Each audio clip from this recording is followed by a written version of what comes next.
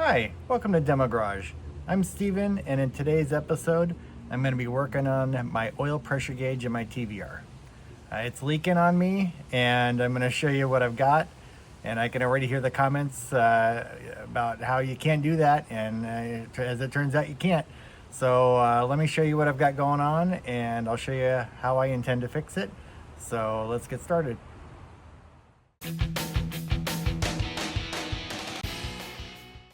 Okay, so here's my oil pressure gauge, and I knew I had an issue when I started to see pooling of oil along here, and of course I knew right away it had to have been from the oil pressure gauge.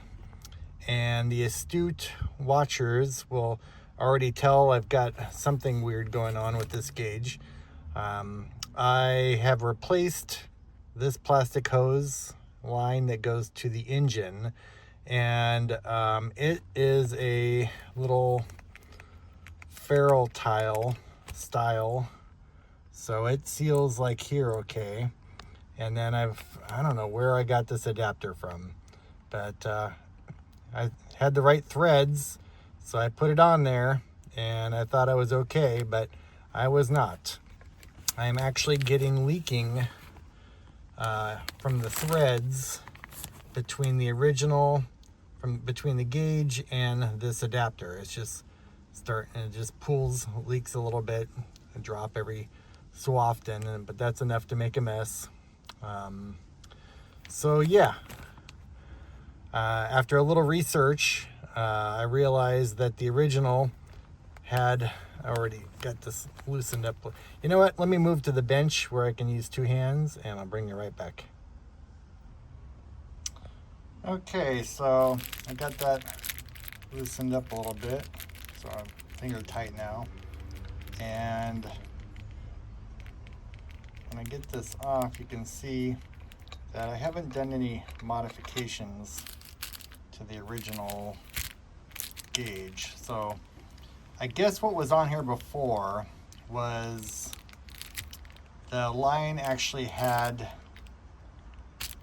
a female cap that went over this, but what kept this from leaking originally, and I did not know this until I did some research, was there was a little felt, or I keep hearing leather, a little leather washer that sat on there, and when you screwed the female down onto this male, it compressed that leather washer, creating the seal, and that kind of thing does not exist in this fitting.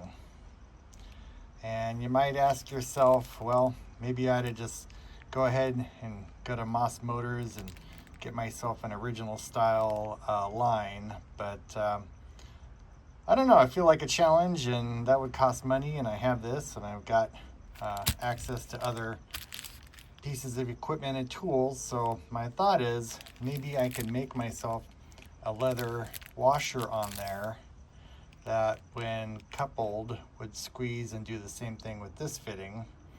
And I also intend to implement this new pipe sealing cord, Teflon. What is this? It's kind of like dental floss. It actually can be put on the threads itself. So I might end up this not working and going to an original style hose, but instead I'm going to give this a shot first because I feel like it. So I've taken some measurements, and I'm going to go to the laser and make myself a little leather washer to fit on there to get crimped between here. And yeah, so let me get to drawing that out, and I'll bring you back. Okay, I don't know if this is coming out well. It's a hot spot on the screen, but maybe you can see that. It's just basically two little donuts. Let's go ahead and save that and cut it out of a piece of scrap leather that I have laying around. Let's see what happens. Okay, the blue light is blinking. I expect this to be pretty quick. I think it said 6 seconds. Let's see what happens.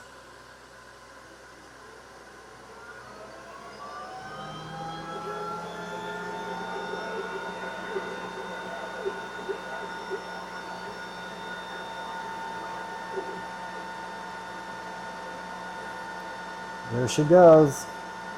There she wrote. Okay, so here's the little leather washer I made.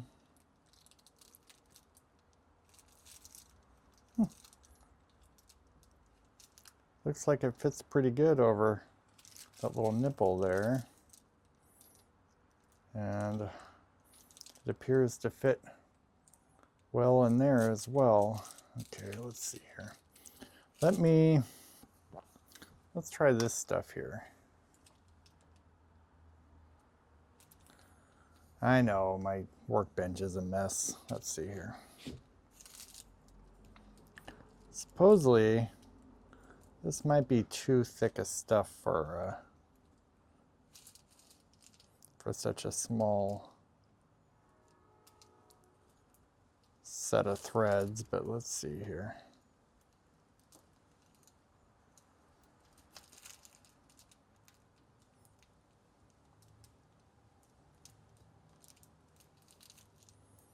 And then this even has a little cutoff deal right there. But I think I'm gonna have to make it shorter anyway.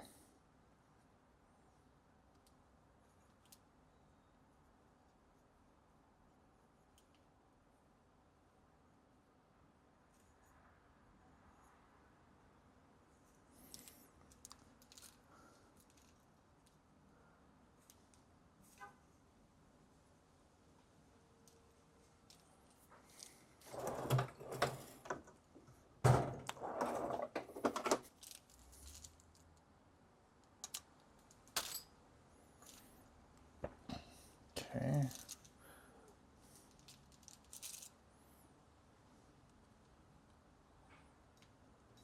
What's gonna happen?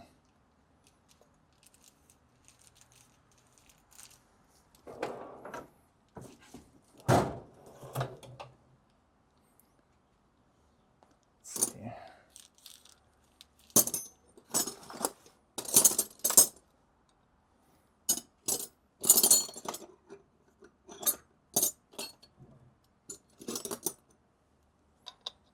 Nine sixteenths.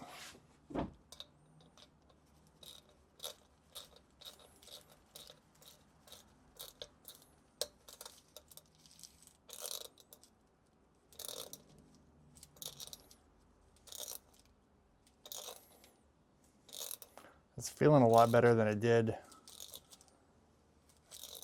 I'm a little surprised I didn't have any Teflon in there to begin with, but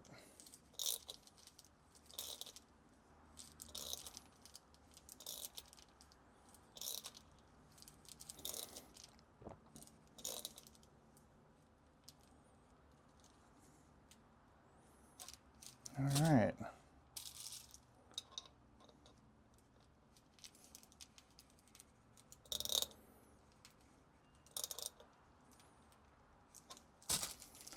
All right, to the Batmobile, Robin.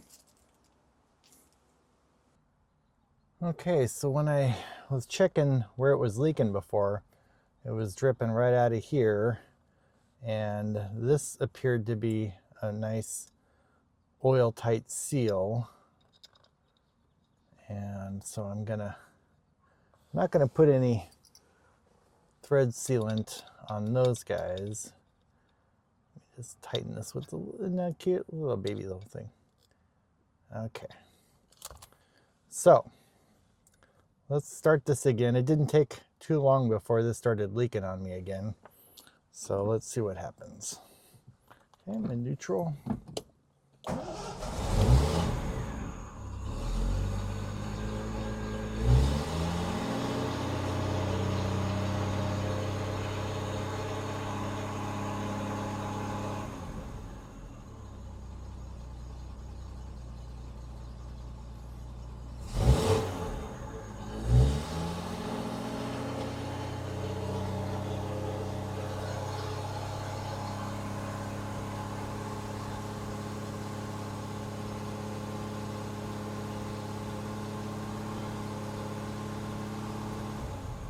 Well, it did take a couple of minutes, so let me bring you back in a couple of minutes when the engine's warmed up a bit. Okay, engine is up to temperature. Fan kicked on.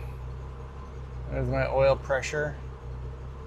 And it was leaking right here, and now it is bone dry.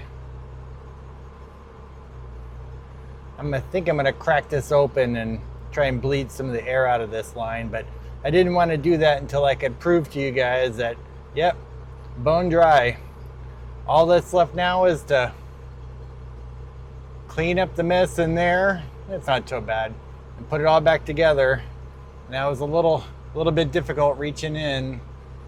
If you guys watch my videos, you know, pulling this dash apart is a pain in the ass. So I was pretty happy I was able to do that without too much effort. So yeah, I'll bring you right back. Well, how about that? A nice easy win. I'll take that when they come along. It doesn't happen very often with the TVR projects. Awesome. Well, like I was saying, all that's left is to slap that guy back in, but I'm not going to keep you here for that. You've seen me working on the dash before, so I'm not going to bring you along for that. Nice short video this time. And as always, I hope you learned something. I know I did. And until the next time, bye.